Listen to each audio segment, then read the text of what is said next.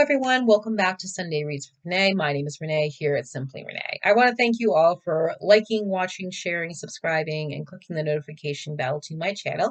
I truly appreciate it as it helps me to grow. And today's video is all about a wrap-up of my Spring Reads 2026. Yes, it comes to that time, and I'm very happy about it because I set out to do 29 books, and here they are.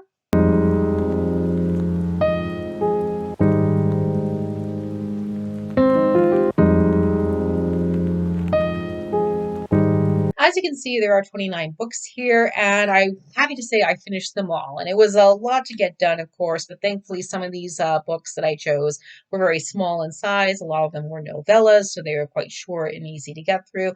And a lot of the books I chose were very engrossing reads as well. So I was very excited to read a lot of these works. I was excited to check The Count of Monte Cristo off my list. It's a classic I hadn't read before, and we have to say I really enjoyed it when I finished. I also read some nonfiction works, a lot more with the Revolutionary War as we celebrate our 250th anniversary. And also we get to see a lot of different types of short stories. And I'm happy to say that a lot of my book selections here this year were newer books, which I was very excited about because I've seen a crop of new ones being published this year that have been engaging. Best one I've read this year has been The Reservation by Rebecca Kauffman for the spring season, so I really enjoyed that one. Now, going forward in this video, you're going to get a sort of book reviews of these books here. I always try to do as best a book review as I can, but unfortunately, because these videos can go on long, I try to do more of a shortened one than anything else, though I will try to do more of a double book review when I go forward this year, because I really think these books have been great, and I really want to give a good assessment of them for everyone. But here you're going to get a sort of mini book review here for all the books that I read this year so far, especially for the spring season. And what I really love about these books is that they were just very engaging. I really enjoy the selection I chose, and I hope you will get something from that as well and really pick up these books and give them a read too. Before I begin, though, I want to let everyone know that I will be revealing plot details to these books, therefore spoilers are ahead, and I'm also using alternative words and phrases as a result of YouTube rules and regulations. I unfortunately could not say the name of the author to one book called Questions 27 and 28 because her last name is spelled in a way that could flag my video as an explicit, unfortunately, so I've had to keep her name out of it completely, but I will be writing it completely in the video as well, and I'll leave it there just so that way you can look her up because she is a talented author and I thought she wrote a very good nonfiction work. But anyway, I hope you enjoy and let's start the video. And Now Back to You by B.K. Borison. Published in 2026, this is an excellent, fun, and insightful romance novel about two rival meteorologists who form an uneasy partnership and end up blossoming into something more. Jackson and Delilah are rival meteorologists across the street from each other. Delilah's on TV while Jackson is on the radio, and both of them are having their own personal issues. Jackson is a guardian to his underage sisters, while he's also trying to succeed in his career but struggling a lot because of insomnia and panic attacks, which causes him to always have to read from a script. He can't read without one because of all the panic attacks he's having, but nonetheless, he tries his best to succeed in his job. Whereas Delilah is very sunny, optimistic, has a great personality, and is able to really do everything she can to succeed in her role at the television station, but she also has a personal issue in which she's doing this job the most because of her grandfather who watches it regularly, and he has dementia, and so this is the last connection they have towards each other because of his dementia. So Jackson and Delilah have always had this rivalry because they are in opposites attract. They approach things very differently. And then one day, both of their bosses decide to say, hey, let's do a collaboration together with these two so they can report at the same time on a record-breaking snowstorm in the city of Baltimore. And both Jackson and Delilah don't really like it at first, but they decide to do a temporary truce and just go with this assignment. And it's during this assignment and the snowstorm that they end up getting to know each other better and really forming a connection and getting along pretty well. And then things blossom from there. They start to really fall in love with each other. And they're also trying to deal with toxic work environments and all these other struggles happening within their lives. But what I loved about this book, though, is that it's a very fun, excellent romance novel that also touches on a lot of different topics, from insomnia and panic attacks to battles with dementia and also toxic work environments, especially with Delilah. She has a boss who doesn't like her and is very toxic in his own way. And both Jackson and Delilah really lean on each other. I really enjoyed this couple. I thought they were very fun, engaging. They really liked each other. They really grow, and they also become better people because of getting to know each other and forming this relationship. And they also go through some ups and downs, of course, but I really liked it overall because it was a good balance that Borison did of really keeping the romance along with the career and the personal growth. So, and Now Back to You is definitely one I would recommend highly because it is a great romance novel. It's very engaging, very engrossing, and it's also fun and insightful. So I definitely recommend And Now Back to You. Redo List by Denise Williams. And this was an interesting, fun, good romance novel about second chances and finding love with you least expect it, published in 2026. And it's all about a young woman named Willow who's just had this very public breakup. And she's very upset because this was her high school sweetheart who she did all her major firsts with. And now she wants a redo and to really make up for those firsts because of this huge public breakup because she's still nursing that broken heart. Now, what she does is that she's dog sitting for her brother who's out on the deployment right now. And so she decides to put together a list of redos that she terms the redo list. And she enlists the guy named Deacon, who is also a former military man and her brother's best friend, to help her with this. And so the two do a lot in this redo list of all these different types of firsts. And they end up getting to know each other and growing closer. And there's a little bit of a budding romance going on. But it's met with some complications because Deacon is someone who's dealing with a lot of trauma and chronic pain as a result of his former military life, but he's also the best friend of Willow's brother, and he promised her brother that he would not do anything with her in a romantic way or try to pursue a relationship with her because there is a little bit of an attraction on his side when they first met. So it's got a lot of those complications there, and Willow's also nursing this broken heart. And The Regal List is a very good romance novel. I liked the couple. I liked the journey they went on personally and separately. I think they were a good match in some ways. And I also think there's a lot of heavy topics in here that were discussed in a good, honest type of way. There's a lot of stuff about heavy military history, chronic pain, as well as a little bit of an age gap between the main characters. They're all legal adults, mind you. But I did like this overall. It's a good romance novel. It's easy to get through. I found it engrossing. So it's something that I do recommend because it is a very good romance novel. And I think these characters are interesting and they kept me invested.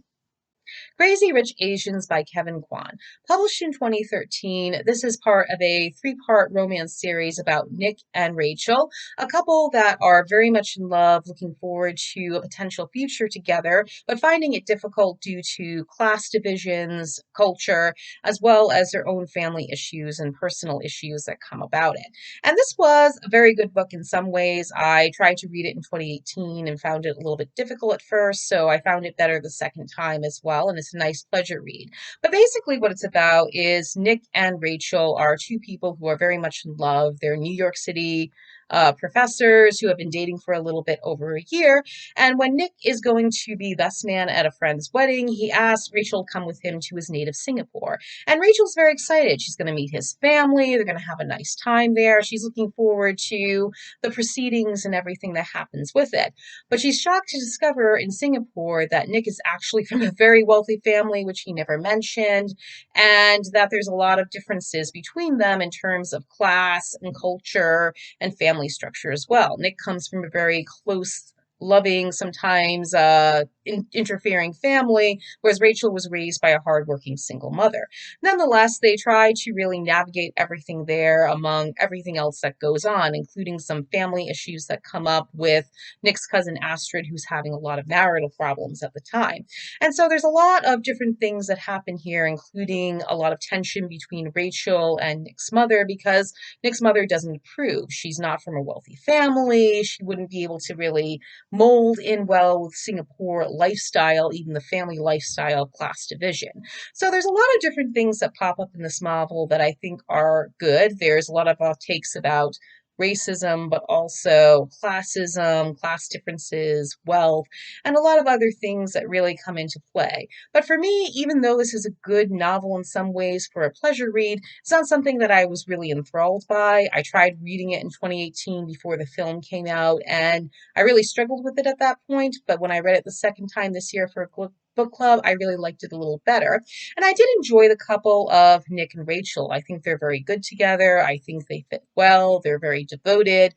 And I also like that there's a little bit more depth to the side characters where you get to learn a little bit more about Astrid and her marital problems and the conflicts that come up in her marriage. But a lot of the class division is a very good thing to really focus on in this novel, especially in terms of wealth and how that affects everybody in the family, including people who marry into the family or are about to marry into the family. So I think those were very good takes. But other than that, for me, I would personally recommend the movie more because I think it had a better ending in some ways. Bear in mind, I haven't read the other two books, so I don't know what the series is like from there. But I do think that if you are interested in reading this book, I would recommend it because it does have some interesting takes on, again, wealth and class. But other than that, you could watch the movie instead because, again, just for me, I felt the movie was better than the book, but it's up to you. Not the Girls You're Looking For by Amina May Safi. Hope I pronounced that correctly. If I didn't, I apologize. But this is a young adult novel that was published in 2018 about a teenager struggling with her biracial identity, as well as just trying to be a teenager in today's world. It's all about a young woman named Layla Lulu Saad, and she is a teenager who is just going through the motions, but she's finding her life spiraling out of control. She has messy friendships. She's trying to really navigate high school life, but also dating as well, which is complicated in a lot of ways because there's a lot of issues with consent and really struggling with connections as well. But the problem that Lulu really does have a lot is the fact that she's struggling with her biracial identity. She has a white mother and an Arab father, and she really struggles to connect with both these identities and sometimes feels she might have to choose one over the other. Then one night, everything starts to spiral out of control even more for Lulu. She has two incidents that occur within the same time frame, one at Ramadan, the other at a party, and as a result, everything just falls apart completely. And now she's trying to really pick herself up, go through personal growth journey, and really mature in a lot of different ways.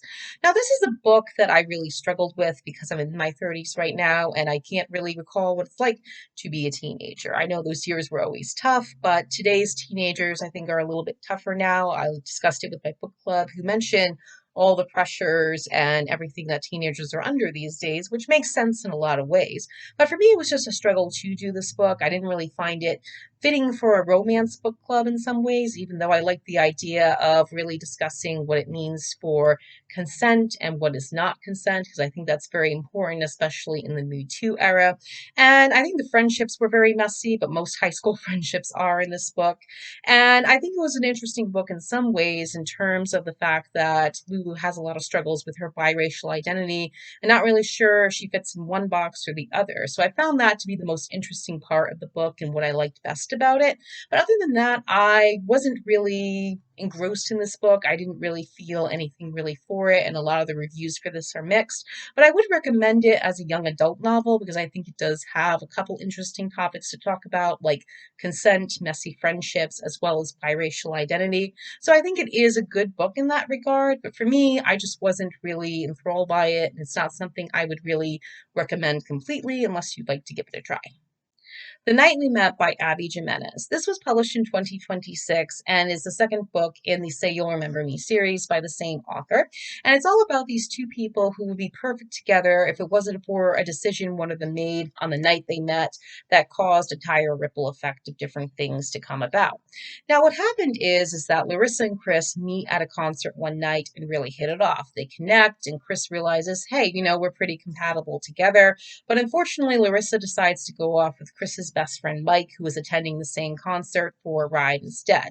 And that breaks Chris's heart, and he's forced to watch from the sideline as these two date, but nonetheless leaves it alone because Mike's his best friend and he wants him to be happy.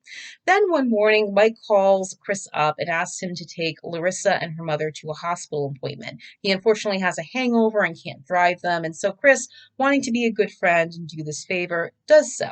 Now, Larissa is understandably upset about this hospital appointment. She's not sure what's going to happen to her mother. And Chris, sensing this, decides to comfort her, and they start talking and beginning to bond and form a connection, and they end up becoming friends as a result.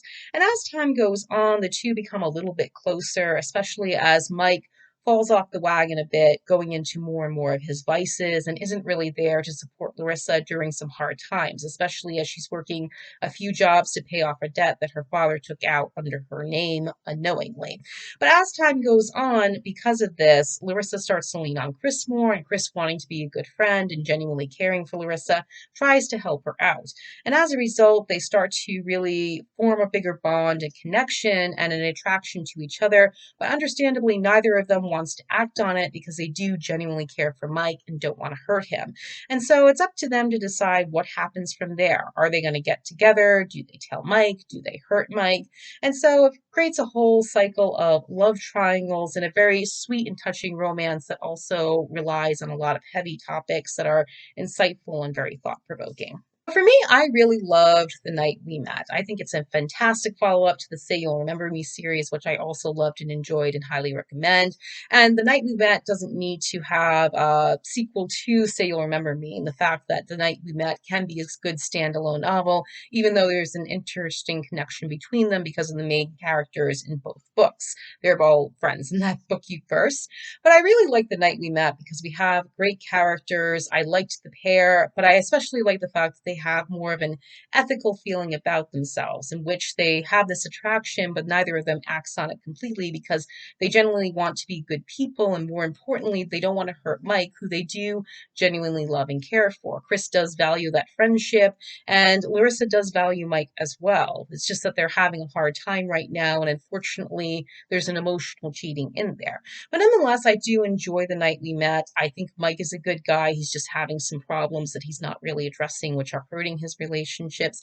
And it's something I highly recommend because I did love this book. It was very engrossing. I was able to get through it quickly because I was heavily invested in these characters. It's a good romance, focuses on a lot of great topics as well. So I do recommend The Night We Met. It's a charming romance, and I know you'll enjoy it. Love by the Book by Jessica George. Published in 2026, this is a novel about two women who form a friendship that evolves into a platonic love that changes their lives forever. Remy is a writer who is currently working on a novel about the lifelong friendship of four friends who end up marrying her own life. She's great friends with these three women. They get along well. They seem to have a great connection. However, when they go to a meal one day, they end up finding that their friendship group is going to be fractured forever, as two of the individuals are facing long distance differences. One is about to go out of town to get married and live out of town, and the other is taking a job in New York City, which is across the pond as they live in the UK. As a result, the friendship group becomes fractured in a long distance type of friendship, and it makes Remy feel very lost in her life. Meanwhile, Simone is an introvert who works as a teacher by day and escort by night, doesn't have any friends, and her closest relationship is with her sister, Jenny. Unfortunately, that relationship, along with the rest of her family, becomes fractured when they discover that she is an escort, which doesn't fit well within the family as her father is a pastor, and as a result, there becomes an estrangement between Simone and her family. What happens is that at a bookstore, Remy and Simone meet, and they recognize each other from being classmates in secondary school, and they decide to reconnect and have a meal together and end up forming a connection, getting along well. They get to know each other, they support each other, and when Remy learns of Simone's escort life, isn't really frazzled by it. Instead, she is supportive and wants to understand it a lot more. So there is a great connection between these two women that forms into a type of platonic love over time. However, unbeknownst to Simone, Remy is getting ideas for her newest novel from Simone in types of escort work and fractured families and feeling lost. And as a result, this really threatens the friendship in a way because now it could end up falling apart if Simone ever finds out that Remy is doing this, unless Remy tells her, and there's a bit of a change there. But what I really liked about this novel, though, is that it focuses more on a platonic love. I found it to be engrossing. I like the characters. Neither Remy or Simone are bad people. They're just two individuals that are going through personal and professional issues, but also trying to lift each other up and have some personal growth. So this is a good book overall. And while I did think the ending was a little bit off, I did overall like the book in its own way. I think it gets to a nice conclusion. And I really enjoy the concept of what Jessica George does in this novel, which is trying to focus on how platonic love can be just as strong, even more meaningful than romantic love, which can happen. I think platonic and romantic love can be great, but overall, Love by the Book really does focus on the platonic love, which I think is important. And so I do recommend it for that alone. Mad Mabel by Sally Hepworth, published in 2026. This takes place between present-day Australia and 1950s Australia, centered around a woman named Elsie Fitzpatrick. Elsie is 81 years old, living a very quiet life in Melbourne, Australia. It's peaceful and tranquil until one day she finds a newspaper clipping slipped under her door. Reading this clipping, it reveals Elsie's past that she's tried to keep buried for many decades. Nearly 70 years ago, Elsie was known as Mabel, a 15-year-old who became the youngest person ever in Australian history to be convicted of M-word, and gains the reputation of Mad Mabel as a result of that. But when released from prison, Elsie changed her name to the current one, and she ended up trying to just live her life peacefully and quietly, letting everything in the past go.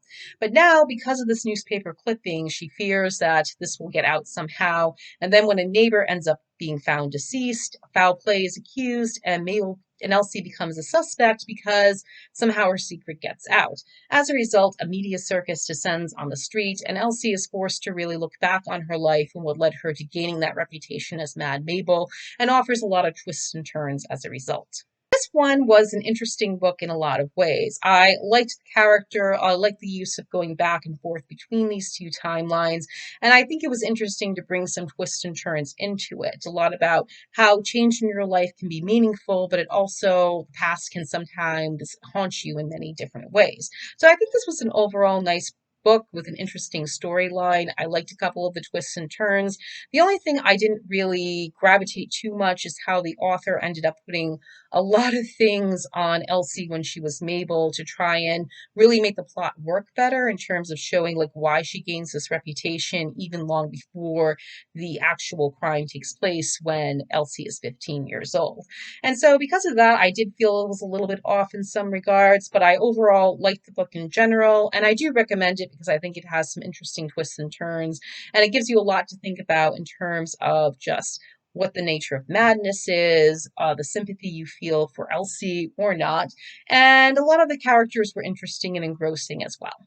No Matter What by Cara Bastone. Published in 2026, this novel focuses on two people in a marriage who are struggling to reconnect after a tragic event a year prior. Roz is shocked to discover that her husband Vin has leased an apartment without her knowledge, and she's not completely surprised in many ways because she's been noticing a distance growing between them ever since an accident a little over a year ago. A little over a year ago, they were at a cafe having a nice time with Vin's brother Rafi when a truck came right through the windows, causing them to face some injuries that left them with a lot of trauma, both physically and mentally. As a result, there had been a growing distance between this couple as they tried to heal from their injuries, tried to really take care of Rafi, who had a little bit more injuries sustained in the accident. And as a result, there was a lot of complications and trauma from them. And because of this, they haven't been able to reconnect and really get back to where they were, and they have those struggles together and apart. As a result, Roz tries to really grow from this and doing some things for herself by taking up art and finding healing, while Vin reveals in his own head through storytelling Mike as well that he does in fact love his wife, but is having problems really reconnecting with her because they had to take care of not just each other, but his brother Rafi, who sustained injuries in the accident. And so it goes through a whole cycle of if they can get back together and how they deal with their trauma and if they're able to really come together again once more. So I did like this book in some regards. I thought it was very good and really gravitating and discussing trauma, especially post-traumatic stress disorder that these couple goes through. And it really focuses on them really trying to find their own journey separately, but also together. together. And these are not bad people. They're good people who are just having a hard time really reconnecting, but also healing from the wounds they've suffered physically and mentally as a result of that accident. And I really feel the author worked well to really focus on that trauma, how it works, how it operates, and just writes it very well in a way that you really feel for these characters and you root for them to get back together, but you also root for them to really find their place in life too, even if it's separately from each other. So I do recommend this book overall. No One Would Do What the Lamberts Have Done by Sophie Hannah. Published in 2025, this is an excellent mystery thriller about the great lengths a family goes to save their beloved dog from a crime they did not commit, and an unreliable narrator who tells the story. In June 2024, Sally Lambert is shocked to learn that someone is accusing her dog of biting a neighbor that's left a permanent scar. Sally knows this to be untrue, but she struggles to really prove the innocence of the dog, and now she has to figure out what to do about going from here. Does she turn the dog in and risk the consequences of a crime the dog didn't commit, or does she do everything she can to save this dog along with her other family members? They choose to do everything they can to save this dog, leading to drastic consequences they never expected. This is an excellent mystery thriller with a lot of twists and turns. I really liked this family, even in their dark moments. I thought it was great and magnificent. I really enjoyed this engrossing thriller so much. And I really took heart into what it means about having an unreliable narrator that drives the plot. Because in this book, we have a manuscript that is telling the story read by cops a year after the crime is committed. And they end up really reading this manuscript and trying to figure out who's writing this manuscript, telling the story of what exactly happened. Is it a member of the Lambert family? Is it someone else? And it really drives the whole plot of this unreliable narration from this manuscript that really makes everything work while also showing Sally Lambert's perspective on what exactly happened with these series of events that led to the crime itself. So I think this is an excellent mystery thriller. The only problem I had with this is that it had a supernatural element to it that I felt was a little bit off. Nonetheless, I do think this is a great book. It's an excellent mystery thriller. Sophie Hannah always does a great job at really writing these page-turning mysteries like Perfect Little Children. So whether you're a Sophie Hannah fan or not, I do recommend No One Would Do What the Lamberts Have Done because it is an excellent mystery thriller. The Ending Writes Itself by Evelyn Clarke. Published in 2026, this is an excellent, brilliant mystery thriller with Agatha Christie and Then There Were None vibes. 6 struggling writers are invited to a remote Scottish island by best-selling author Arthur Fletch, and they're understandably very excited. This is a best-selling author, the best of the best. It's a way to really learn a lot from him so they can find success in their publishing industry. However, when they arrive on the island, they discover that Arthur had passed away a month before, but it's been kept under wraps and away from the press. And the reason the writers were invited is because they're going to participate in a contest where they have 72 hours to write the ending to Arthur's final novel. And as a result of the winner will receive a cash prize and a career boost. And these writers take up the challenge. They think this is great. We have a huge opportunity to really complete a final novel to a best-selling author, and we can get a career boost and be able to really move forward and succeed in the publishing industry. And things start out okay. They're in this locked room. The technology has been kept in a locked safe, and they think everything is going to go well until strange happenings start to occur, and one by one, people mysteriously start violently being eliminated. And as a result, it becomes a quest for survival, not just writing the ending to a book. But this was an excellent mystery thriller. I really enjoyed it. I liked the characters. I liked the twists and turns. It had all those Agatha Christie and Then There Were None vibes because you're on that remote island, invited by a mysterious guest. Who could this be that's making all these strange occurrences happen? But it's really a great novel. I truly loved it. It was thrilling, a page turner, engrossing, and I wasn't expecting the ending to be what it was, but I really enjoyed it and liked it. So this is one that I highly recommend because it has all those thrills and suspense that really make a good mystery thriller work. So I can't say enough about this book without spoiling it, but I do recommend The Ending Writes Itself because it is that excellent and you won't be disappointed.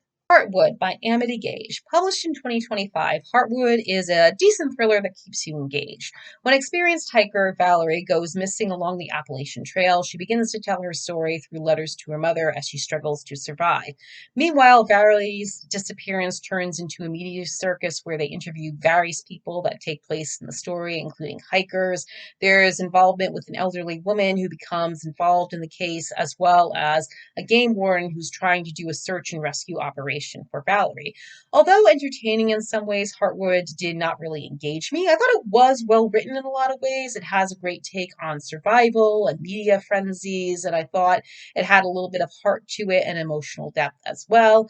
And it was a decent thriller overall that helped me to gain a lot of different perspectives. But other than that, it's not really something I gravitated to very much. I did like some aspects of it, of course, but I didn't really feel engrossed and engaged with it as much as I wanted to be. But I do recommend it if you're interested in mystery thrillers that have survival attached to it, along with trauma and how we deal with that. Word in an Irish Village by Carlene O'Connor. Published in 2016, this is the first book in the Irish Village mystery series. In the first book, it's all about a woman named Siobhan who is running the family bistro, trying to keep it afloat after her parents' passing. And everything seems to be going okay in this tiny Irish village where she's running the bistro until one day the bistro becomes a crime scene. There is a deceased person that's found in the bistro in a violent way, and as a result, not only has the bistro become a crime scene, but the local police suspect that Siobhan and other family members were somehow involved in this crime. Siobhan knows this not to be true, and in order to clear her name as well as the family business, she ends up becoming an amateur detective to try and find the real culprit. And this is a book that has a lot of cozy mystery vibes about it. I liked that it was taking place in an Irish village, and I thought that was an interesting aspect of it. But other than that, I wasn't really engrossed in the novel very much. Granted, I do like cozy mysteries, but I wasn't really invested in this one as much as I liked. I didn't really feel invested in the characters either. And as a result, it wasn't something that I would necessarily recommend. But if you do like Irish mysteries and ones that take place in a village with that cozy mystery vibe, it is something that I think would gravitate to you because it does have those cozy mystery vibes to it, and those are always fun. So even though this isn't one I recommend, I do recommend it if you like the cozy mystery vibes. How to Cheat Your Own D Word by Kristen Perrrin. Published in 2026, this is the third book entry in the Castle Knoll File series, featuring Annie Adams as an amateur detective in the present day and her late great aunt Frances Adams in the past, in the 1960s. And this is an excellent series if you haven't read it yet, because I do recommend you read the first two books in order to understand the third book. It's a great series. You won't be disappointed. For this third entry, Annie is on the case of discovering who it was that gruesomely eliminated her mother's protege. And upon further investigation, Annie discovers through old diary entries of her late great aunt Frances that there is a case from 1968 that is very similar. In 1968, Frances was friends with this woman named Vera, who ended up being gruesomely eliminated in a very brutal, horrific way, similar to Annie's mother's protege. And as a result of the investigation, it was discovered that Vera's husband is the one who committed the crime, but Frances never believed it. She always thought it was someone else. And as a result, Annie is looking at both of these cases and thinking there's either a copycat or someone who committed the actual crime against Vera, has lived and is still alive today and has committed the crime again. And as a result, Annie goes into the investigation further, connecting these two crimes and trying to solve the mystery. What I liked about this book is that it's a very strong one. And usually you have these book series where you have a few books in the series that taper off, are not very strong completely, but the third one is probably the strongest book. Yeah, it works well. You still get a lot between these dual storylines between Frances in the 1960s and Annie in the present day that always work and still do in this third entry. And I really like the emotional depth as we go through a lot of the family history, these crimes, as well as Annie's own growth as a person, including the reoccurrence of her detective friend, who is still a great guy and they get along very well. So this is a very strong book. The relationships evolve in this one as well compared to the other two, which is always a good thing. But I overall recommend this one because I think it's a great series. The third book is the strongest in there, and you won't be disappointed because it is a great series with great characters and fantastic mysteries. How to Commit a Postcolonial M Word by Nina McCongiley. This was a novella published earlier this year about two sisters in 1980s Wyoming who plot the violent demise of their uncle. Now, Georgie is a teenager coming of age in 1980s Wyoming and witnessing historical events in real time, including the Space Shuttle Challenger disaster. And as the narrator, she reveals her struggles as a teenager while grappling with the historical injustices of American and British colonialism. More so, how it relates to the repeated SA she and her sister have experienced by their uncle.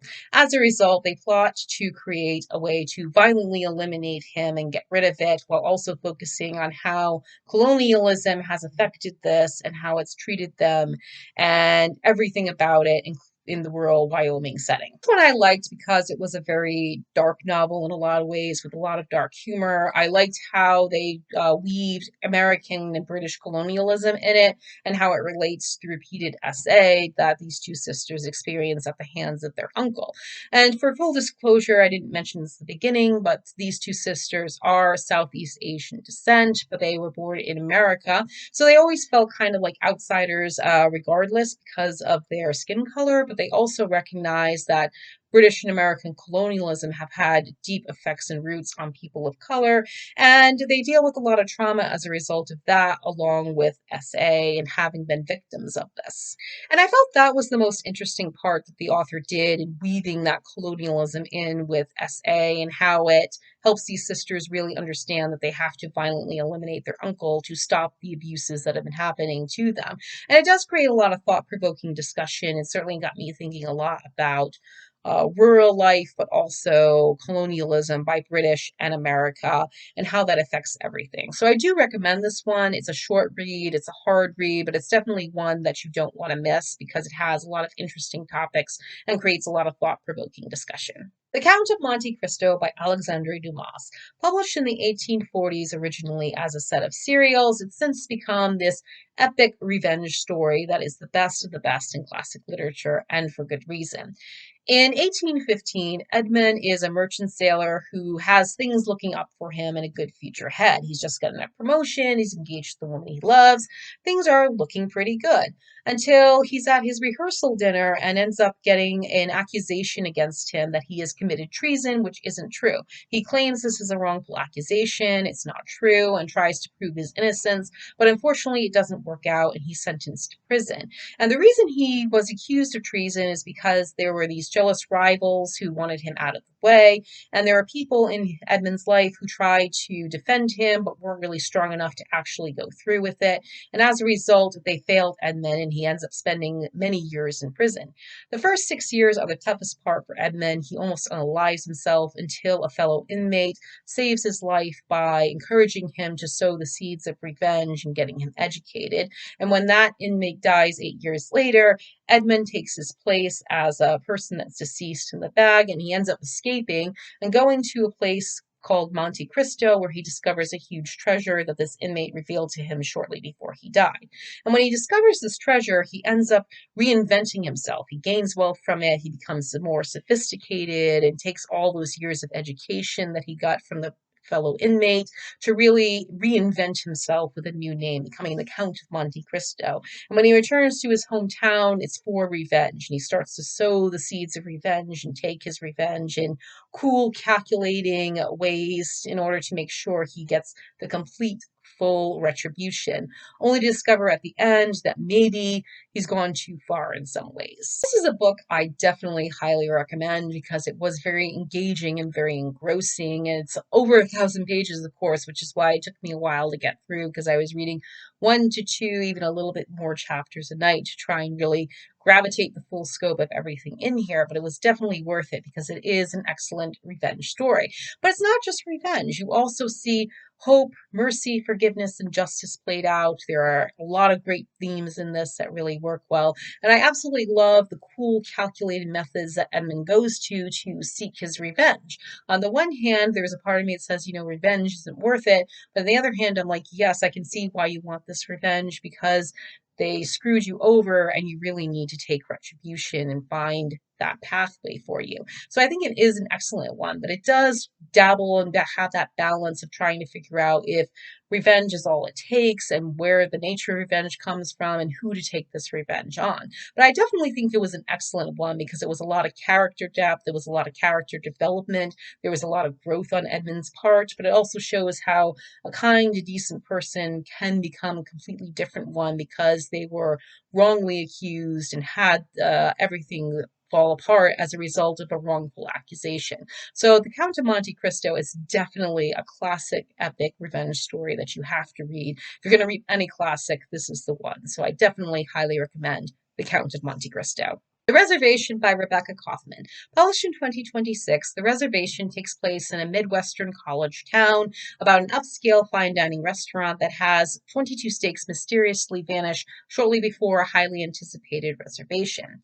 Taking place in 2013, Danny, the operation assistant, is going for his usual checks in the morning before opening the restaurant and discovers that 22 steaks have mysteriously gone missing. He's understandably perplexed and contacts the owner, Orsa, who herself is understandably angry and perplexed. She arranges to send and order another 22 steaks to make up for the missing ones, and then spends the rest of the day investigating her staff, who are also grappling with their own issues and personally and professionally.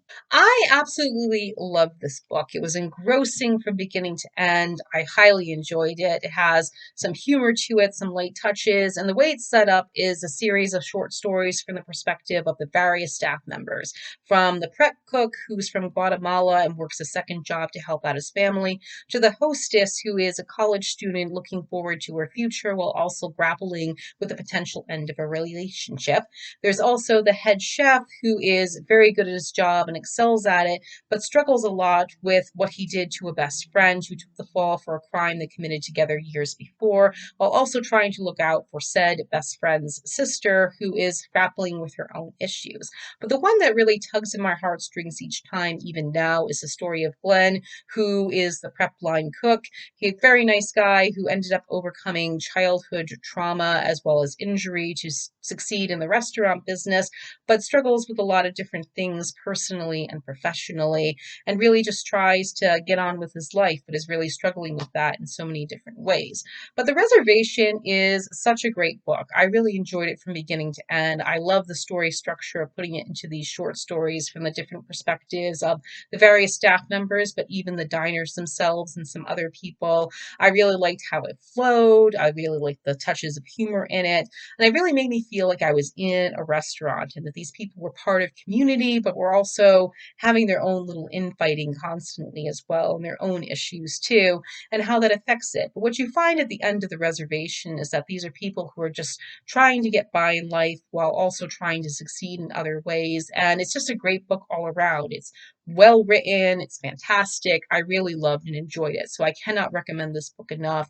I highly recommend it actually because it is that great. So please do read The Reservation. You won't be disappointed. This Is Not About Us by Allegra Goodman. Published in 2026, This Is Not About Us is a multi-generational family drama saga about a family that's trying to stick together despite the falling out of two elderly sisters in the family. Sylvia and Helen are sisters who are grieving the loss of their younger sister, Jean. And what starts out as a simple argument over an apple cake recipe turns into a bigger one over not respecting Jean's last wishes. And as a result, the two have a huge fight and it leads to a falling out, causing a ripple effect over the next few years with the extended family members, which include children, grandchildren, and some nieces and nephews. What starts off as a fight at the beginning of the novel turns into a series of short stories that involve the perspectives of the different family members, from Sylvia's son Richard, who's having a lot of struggles with his recent divorce and finding romance while trying to connect with his daughters and dealing with aging, to Jean's granddaughter Phoebe trying to find a different path in life away from college, to Helen's daughter in a happy but tense relationship. So it goes through these series of different types of short stories as all these family members are trying to really grapple with everything personally and professionally in their lives and trying to find their own paths, where at the center there is this hole in the family due to Sylvia and Helen having that falling out several years ago. The family is aware of it, they don't like it, but they try to stay as connected as possible despite all that. So this was an interesting book in a lot of ways. I think it is a very typical family family drama saga that you see in a lot of different publishing industries. But I overall liked it because I think it was well written. We get to see the perspectives of all these different people in the family who are going through their own personal and professional struggles, who are having a hard time finding connections or their pathway in life, taking chances on other things that they want to do, even though some family members don't necessarily agree with it.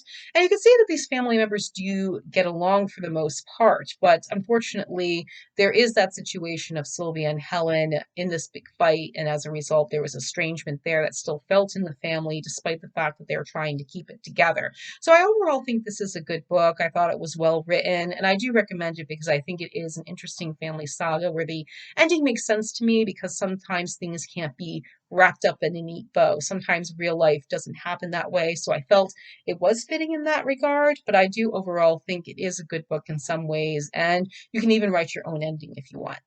The Unwritten Rules of Magic by Harper Ross. This was another book published in 2026 and is an excellent one as it reminded me a lot of Matt Haig's The Midnight Library because it deals with magical realism and a main character at the center who's trying to fix the things in her life by using magical realism as a result.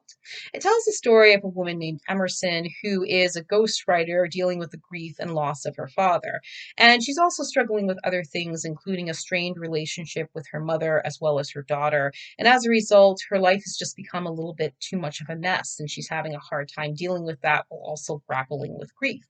What she discovers, though, is that her father had this typewriter that has a sense of magic to it, where apparently, if Emerson types anything in the typewriter, it can magically fix anything in her life that she sees fit to it. And so Emerson, wanting an easy fix to all these problems in her messy life, decides to use the typewriter, and everything seems to be going fine at first, but then it has a lot of dire consequences. It causes a lot of ripple effects that she didn't expect, including confronting things in her family's past that she never expected she would. And this book is a overall good one. It has some nice moments. It's well written. It touches on a lot of different things with grief, loss, strained relationships, and how not everything is perfect, and that sometimes things that can be easily fixed cannot be easily fixed even by magic. So I overall thought this was a good book. I think it's well written again, and I do think it is a nice book, and it's a good one to get yourself engaged in. So I do recommend The Unwritten Rules of Magic, and I hope you enjoy. Transcription by Ben Lerner. This is a 2026 novella that takes place in 2020 lockdowns in Providence, Rhode Island. There's an unnamed narrator who is staying in Providence to visit his former professor and mentor who's now 90 years old. The narrator has been working on a series of interviews that he's going to transcribe to tell the life story of his old professor and mentor, and is looking forward to their final interview. However, an accident with his phone results in him not being able to use any type of recording device for these interviews, and he can't get a new one right away.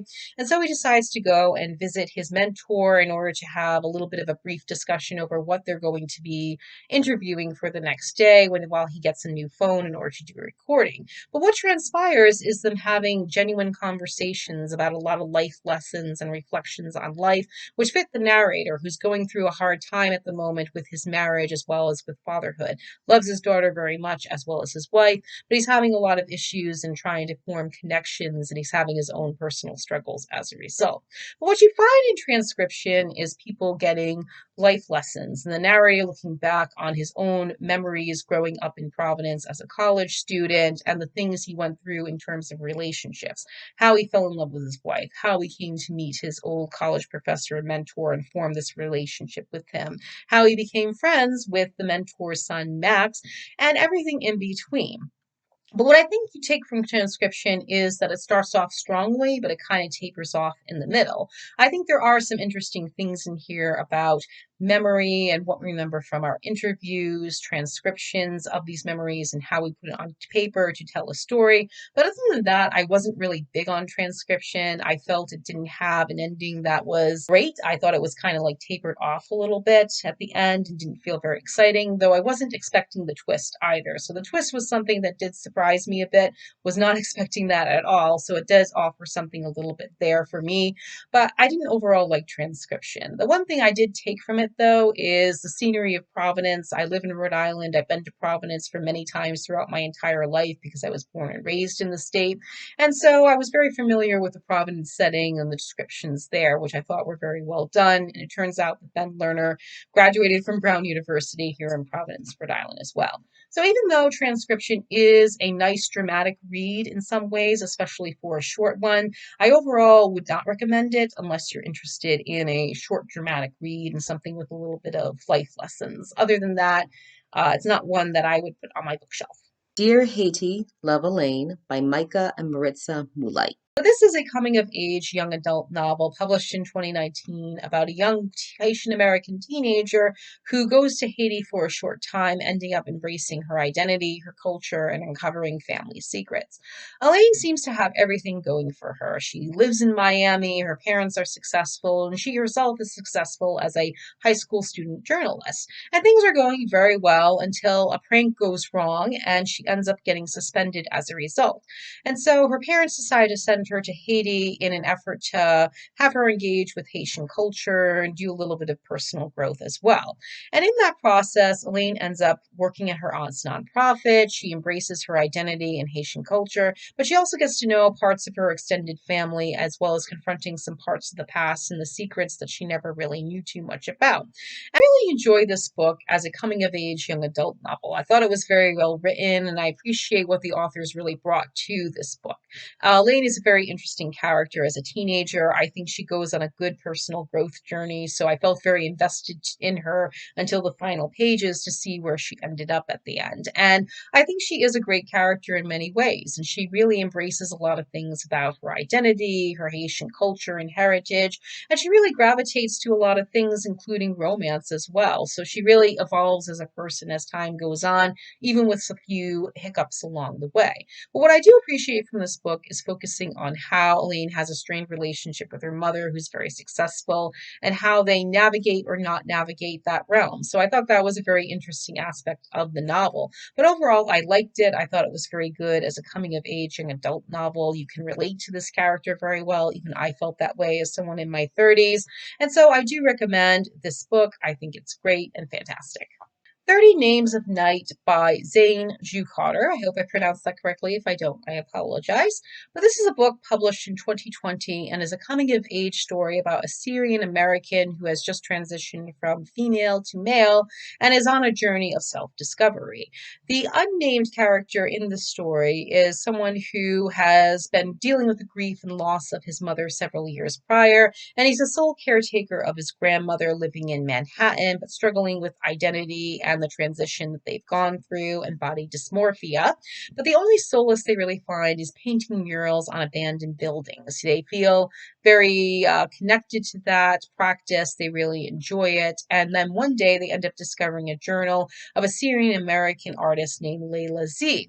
And this is someone who disappeared decades ago, but was very successful in her own right and had a lot of success in creating these beautiful paintings of birds, especially, and is connected to the unnamed narrator's mother because the mother worked with birds and they had this connection, and that creates this whole journey of self-discovery and personal growth for the main character as they try to uncover the mystery surrounding this journal and uncover a lot of things about themselves. So this book is very much coming of age, and I really enjoyed it in a lot of ways because I think it really dealt with a lot of heavy topics that are very important, such as identity, transitioning, self-discovery, personal growth, as well as grief and loss, and how do we deal with that and overcome it if we can, and finding our own path in life. So I do think this is an overall good book. I think it's a nice coming of age young adult novel. It has, again, a lot of heavy topics to it, but it does have a lot of great things about it that really fill your heart and really attach you to this character as well.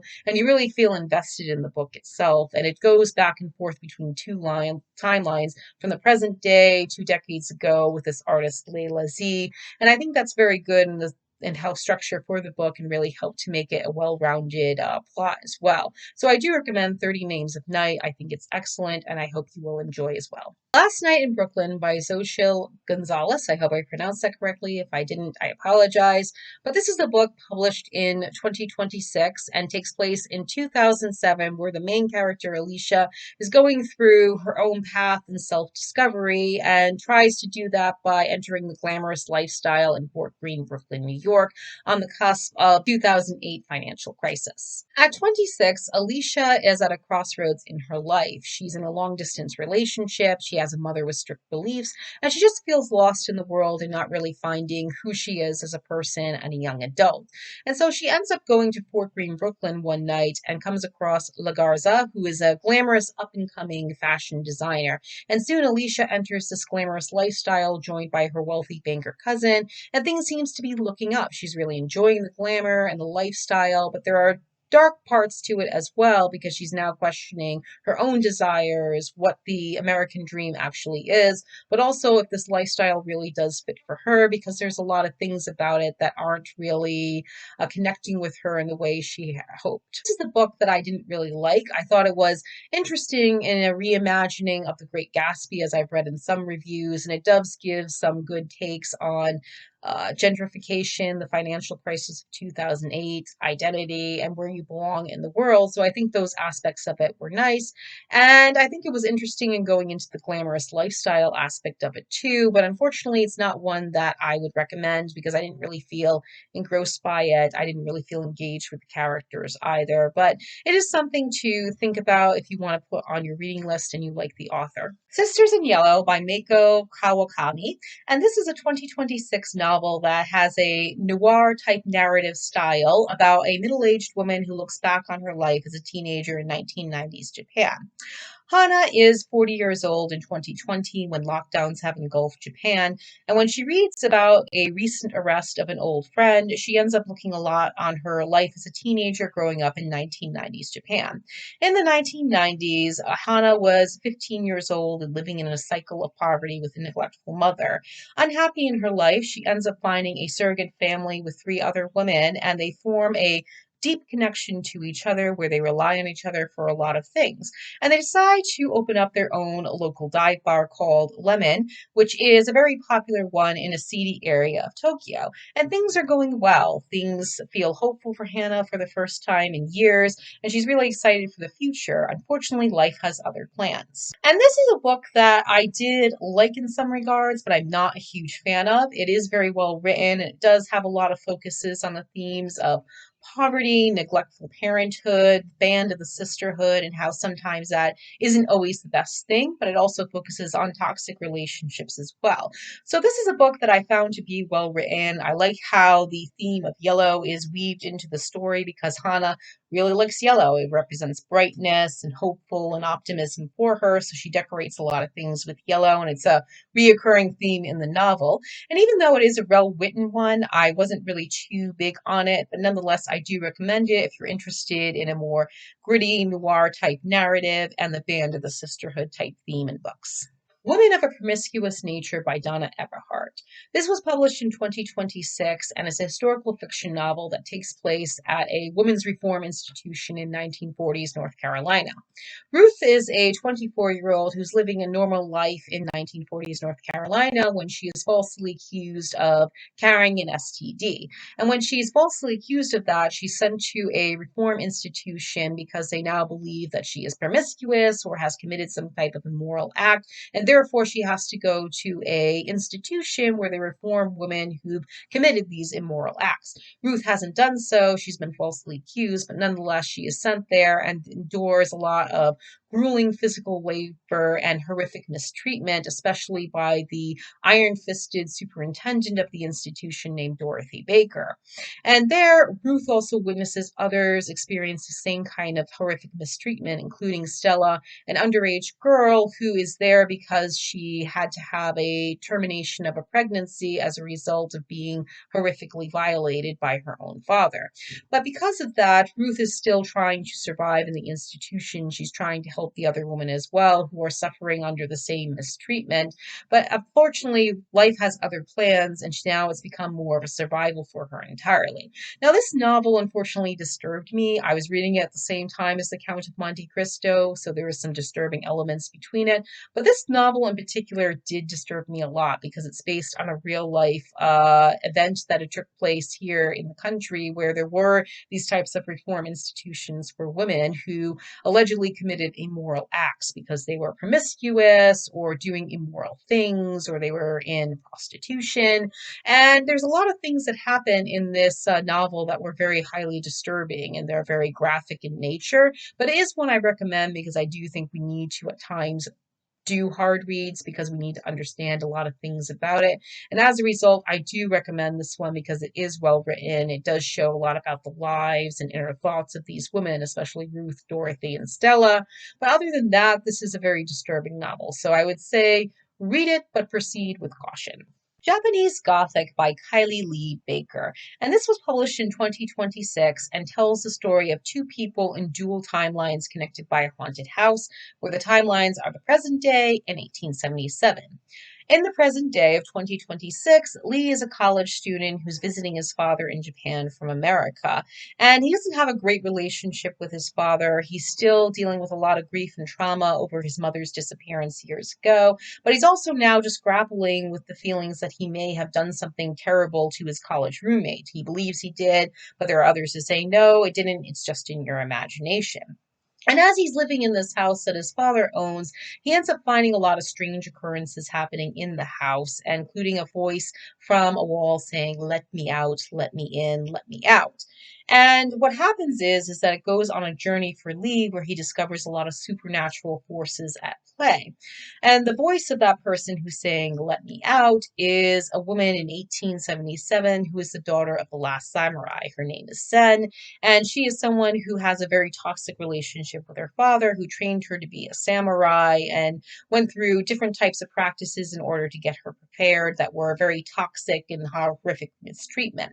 And as a result, these two, Sen and Lee, end up connecting with each other over their individual traumas that affect them each day, and they end up forming a bond. But it actually creates a lot of problems and issues and a lot of repercussions that they're not prepared for that end with a lot of violence, horror, and blood.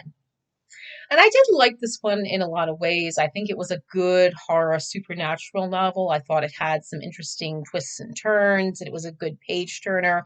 And I did like the dual timeline overall. But unless you're a horror fan, it's something that's not really going to gravitate to you too much. I actually thought it was a little bit too violent in some ways, even though there were some good twists and turns. And the ending was a little bit tapered off for me, which I didn't get too much, even though I understand where the author was going with it. So other than that, I do think Japanese Gothic is a good one because it has those supernatural elements that are very Gothic in nature. It offers some interesting twists and turns again, and I think it's something you'd enjoy if you're a horror fan and a supernatural fan. Small Boat by Vincent Delacroix. I hope I pronounced that correctly. If I don't, I apologize. But this is a short novella that was published in France 2023 and has since been translated into English by Helen Stevenson. And it's a fictionalized account from the perspective of a French Coast Guard who was on duty when a dinghy capsized in the English Channel that ended up having 27 of 29 migrants perishing in the water tragically. And it took place in November 2021. And this is based on a real life tragedy. So, for those of you who aren't aware of it, in November 2021, the English Channel had about 29 migrants on an inflatable dinghy trying to cross the English Channel to their destination. And what happened is that, unfortunately, no one knew who to take care of it, whether it was the British or the French. The French said, oh, you have to help these individuals. The British said, no, it's France's responsibility. And as a result of no one going out to help these people, the dinghy unfortunately capsized and 27 and 29 migrants perished in the aftermath. So it was a huge tragedy and a lot of international outrage. And what Small Boat does is that it brings a fictionalized account perspective from a French Coast Guard who was on duty in a similar situation. What transpires is a lot of interrogation interrogation on the part of the Coast Guard, where you get her inner thoughts as well as her outer reactions to this interrogation. A lot of it feels very cold and calculated, but at the same time, they're questioning if they're complicit or responsible for what happened, or if it was up to the British to take care of it, or the British saying, oh no, France should have taken care of it, which was the whole issue in the lack of really responding to helping these migrants in the first place. And because it's such a short novella, I don't want to give too much away, but it does give you a lot of thought-provoking moments. There's a lot of commentary in there on how it's not just a lack of responsibility on either part, but also about the broken immigration system we still have today, especially on an international level. And what I took away from it is, we should have helped those people. Now, granted, I'm in America, but from my perspective, I believe you should help them as a humanitarian, human, compassionate way, and then deal with the aftermath, the rest of what you have to do with the proceedings forward in the immigration system, which isn't perfect and probably never will be, but I do believe that you need to help people out, even if you believe or don't believe they should be there or what the system is like. So I do believe that there should have been help on someone's part, and it's unfortunate that no one took up the responsibility to try and help them in any way they could.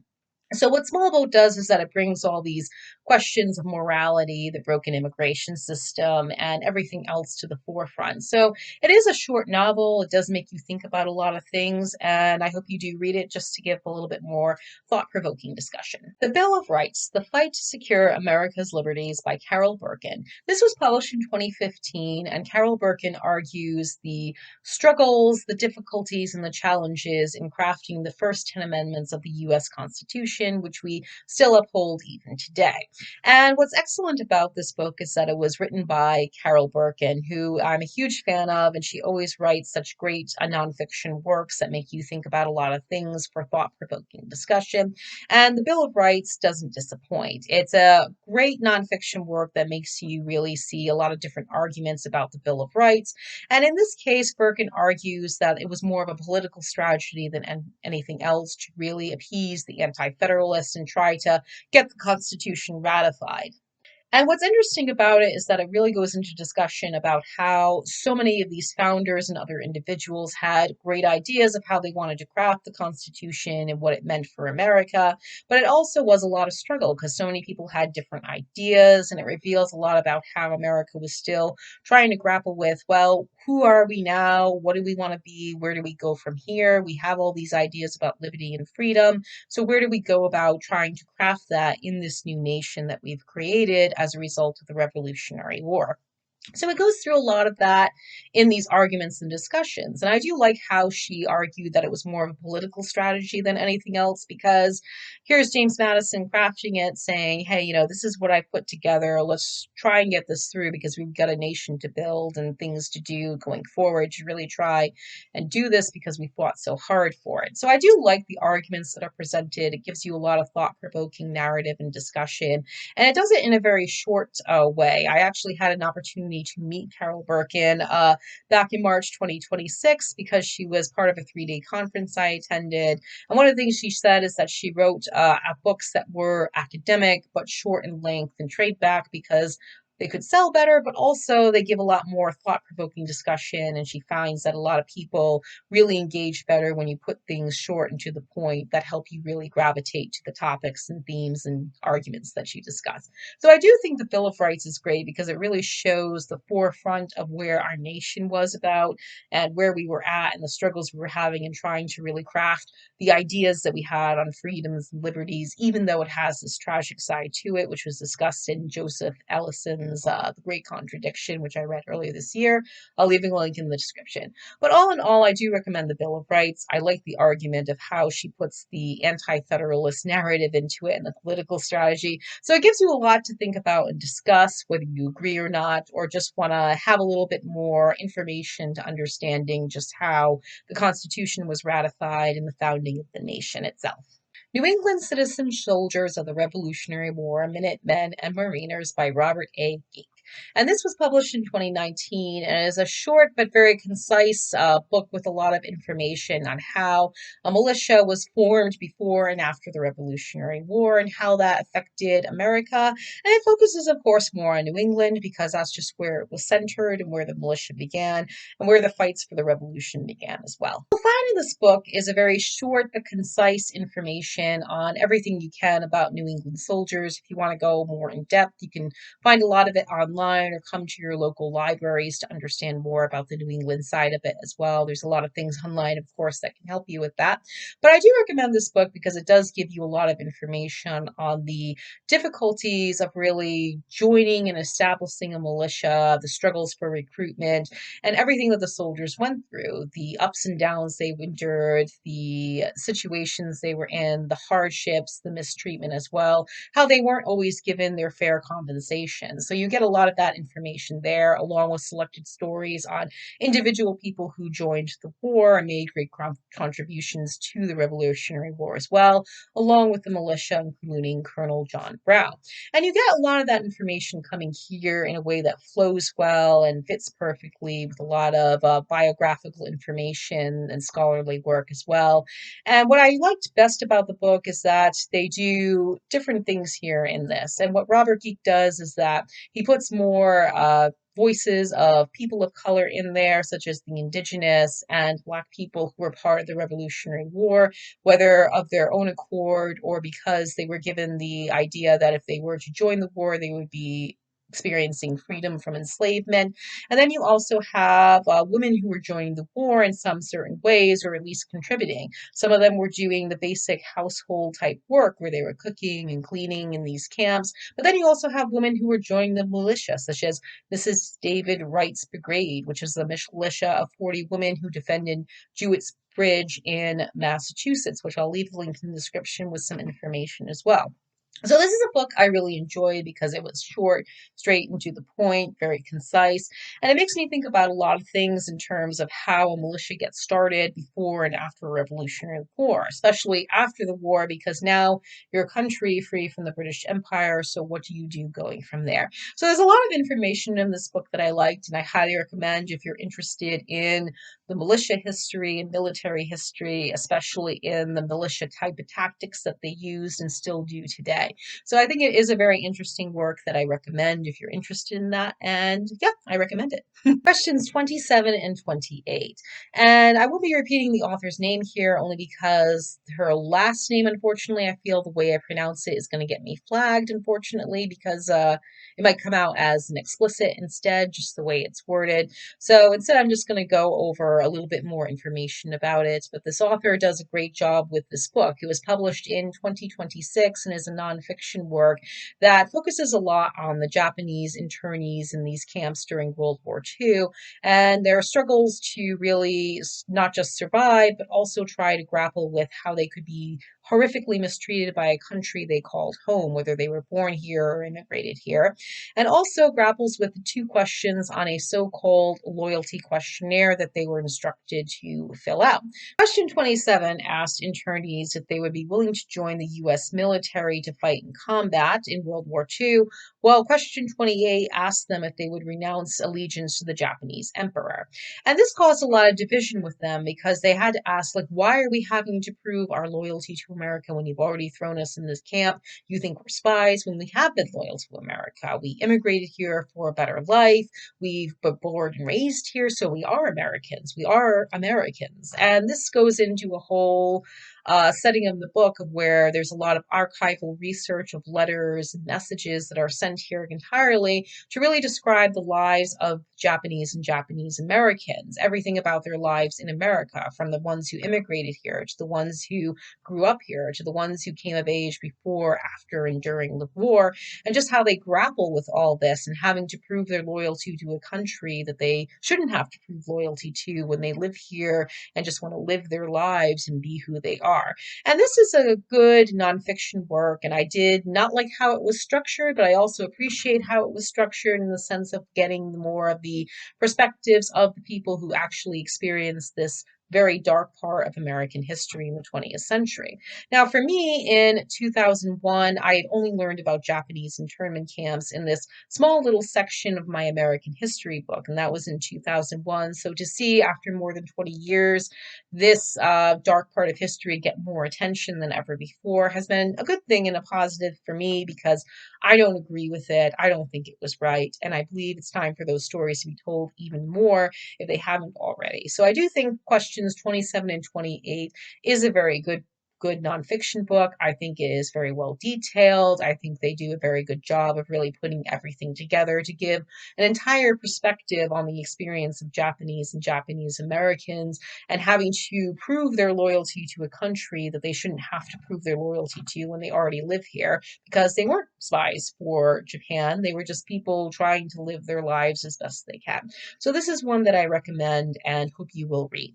And that concludes my spring reads of 2026. As you can see, that was a lot to get through, all 29 of them completely. And I'm very happy about that, that I completed all 29. And as you can see, I have these mini book reviews of these books. If you're new here for the first time and are not aware of how I do the mini book reviews, this is how I try to do them. Though I'm thinking of changing it. I'm actually considering doing a Substack account where I want to give a more full book review in writing, because I find when I do the video reviews, I don't always give the best type of performance for it. I'm still kind of struggling with the video in that regard, and the allergies that have continued haven't helped. So I'm thinking of doing a Substack account as more engagement there. I don't know yet if I'm going to do it though, so that's just a thought process I'm involved in right now. And I really liked a good portion of the books that I read this year, and I think it's great because I'm planning to do next month a book review of the best books I've read so far this year. But I will say I did enjoy reading about the Bill of Rights in the nonfiction realm, as well as questions 27 and 28, and also New England Citizen Soldiers. So I enjoyed that from a nonfiction perspective, and the fiction books have been great as well. But I wanted to also share with you my summer reads of 2026. I'm going to be doing 32 of them because I'm trying to make sure I'm consolidating everything, because winter I only read 29 of 30 books, and spring I only put in 29 books. I meant to do 30, but I only did 29, so I'm going to do 32 as a way to make up for it, and here they are.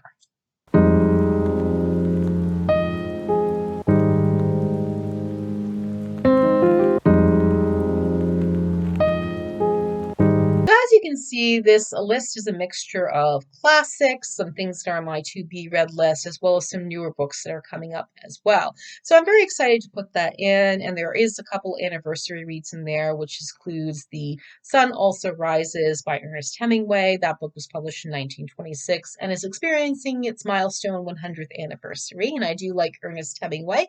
So I'm very excited to read these books, and I think it will be a little bit easier for me to get through these books and not feel so much crunch time, because it is going to be 3 months from June to the end of August. So I'm looking forward to that. And that concludes the entire video. I thank you so much for tuning in. Now tell me what you think. Have you read any of these books? Do you agree with me? Not agree with me? Was there a particular book on here that you liked? Did any of the reviews I gave make you want to pick this book up and read it again or for the first time, if that's the case? Please let me know in the comments, as I welcome all discussions. I thank you so much for tuning in. Please be sure to like, share, comment, subscribe, and click the notification bell. I'll be back on Wednesday with a random video, Friday with a food video, and next Sunday with another video, this time summer read recommendations. I'm going to pick 10 books for that, but I'm going to be doing a lot more shorts as well. So I just want to say thank you so much for always tuning in. I hope you enjoy this video again, and I will see you next time. Bye.